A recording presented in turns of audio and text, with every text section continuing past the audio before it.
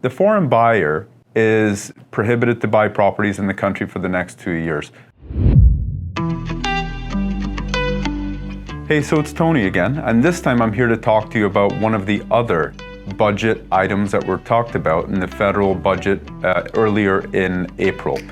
One of the big things was, and probably the biggest and thing that we didn't really expect, was the temporary ban on foreign home purchases. What does that mean? First of all, we have to establish what exactly a foreign buyer is. And a foreign buyer is not someone who moved from another country to Canada, settled here, and who is buying a house. That's not a foreign buyer.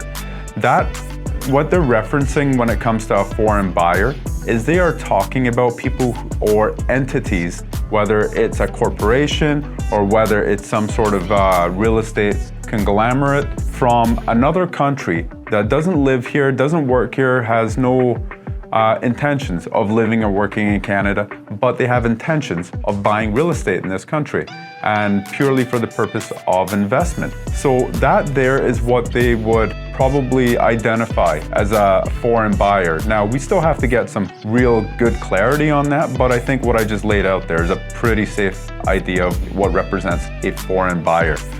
The foreign buyer is prohibited to buy properties in the country for the next 2 years. But let me just make that clear. The people who are exempt from that rule are students, international students who are here and they have the intention of completing their education here and then living here.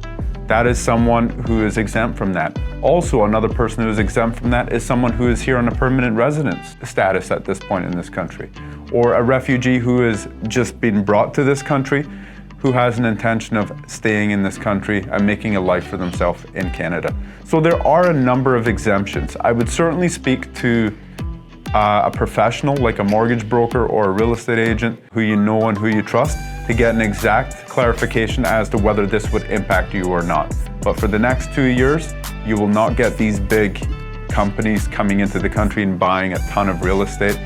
Does that impact the Waterloo region real estate market? Not really. I would say that the foreign buyer investment is probably less than 1% of all of the transactions in Waterloo region. I would say that would probably affect, and my colleagues in Toronto can probably speak to this better, it would probably affect more of the big markets like Toronto, Vancouver, probably, like a lot of these condos that are getting brought out, for example, a lot of them are being bought in bulk by overseas investors. Perhaps it might impact them more so than us. You're talking less than 1% of all of the purchases and transactions that happen in Waterloo region. But again, it is something that's on the market. It's made front page news, and that of course gets buyers a little bit alarmed. So I think we have to understand what exactly is a foreign buyer and how much impact did they really have in our region, and what are the exemptions. Educate yourself. I think it's a wonderful topic to talk about. Thanks, guys.